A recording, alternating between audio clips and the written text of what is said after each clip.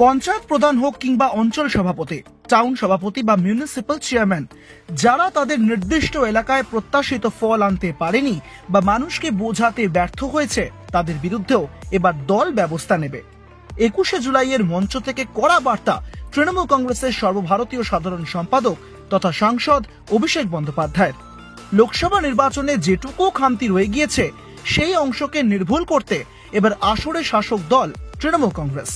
বিধানসভা নির্বাচনকে পাখির চোখ করেই এবার আরো বৃহত্তরভাবে মাঠে নামছে তৃণমূল শিবির।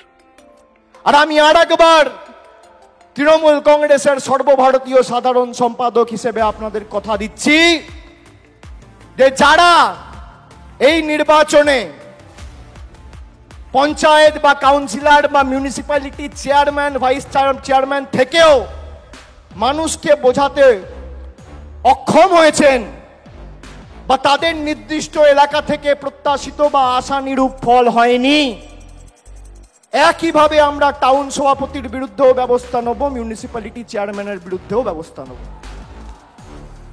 গ্রাম পঞ্চায়েতের ক্ষেত্রে প্রধানের বিরুদ্ধেও ব্যবস্থা হবে, অঞ্চল সভাপতির বিরুদ্ধেও ব্যবস্থা হবে, কাউকে রেয়াত করা হবে না।